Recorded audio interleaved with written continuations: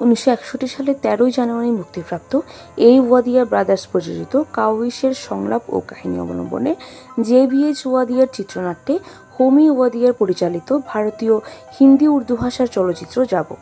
এতে সহযোগী পরিচালক ছিলেন জন কাওয়াজ। যাবক একটি অ্যাকশন ধারার পোশাকে নাট্যধর্মী চলচ্চিত্র, যেখানে একজন মধ্যবিত্ত পরিবারের ছেলে উচ্চবিত্ত পরিবারের মেয়ের প্রেমে পড়েন।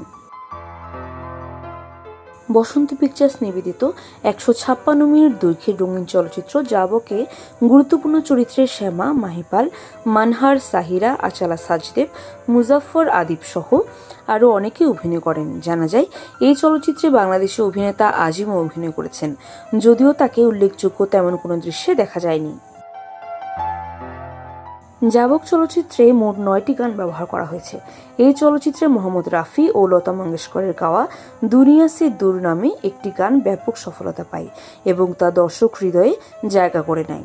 তেরি দুনিয়া সে দূর চলে হোকে মজবুর। যাবকে গীত রচনায় প্রেম ধাওয়ান ও সঙ্গীত পরিচালনায় ছিলেন চিত্রগুপ্ত। এই চলচ্চিত্রে রাফি লতাজি ছাড়াও আরও যারা কণ্ঠ দিয়েছেন তারা হলেন গীতা দত্ত, মহেন্দ্র কাপুর, মুকেশ ও ভালভীর। যাবকে চিত্রগ্রহণে অনন্ত ওয়াদাতেকের এবং সম্পাদনায় কমলাকার, শিল্প নির্দেশনায় বাচ্চুভাই মিস্ত্রি, পোশাক পরিকল্পনায় মোহাম্মদ আমের, প্রধান রূপসজ্জায় এস.বি. গায়কোয়াড়, ঘোড়া প্রশিক্ষক আগা মোহাম্মদ, নৃত্য পরিচালনায় ছিলেন সত্যনারায়ণ, সূর্যকুমার, চেতন সহ আরও নেপথ্য শিল্পীবৃন্দ। ভারতীয় ওই চলচ্চিত্র থেকে অনুপ্রেরণা নিয়ে নাট্টু আজাগি শিরোনামে রিমেক করা হয়েছে। তামিল সংস্করণে তৈরি চিত্রনাট্যটির সঙ্গীত পরিচালনা করেছেন বিজয় ভাস্কর। যাবক চলচ্চিত্র থেকে শিক্ষণীয় বিষয় হলো, ত্যাগী ও ক্ষমাশীল মানুষ সবসময় ভিড়ের ভেতর আলাদা একজন ব্যক্তি। তার নিঃস্বার্থ প্রতিশ্রুতি হেতু অন্যজন লাভবান হলেও দিন শেষে সেই জয়ী হয়।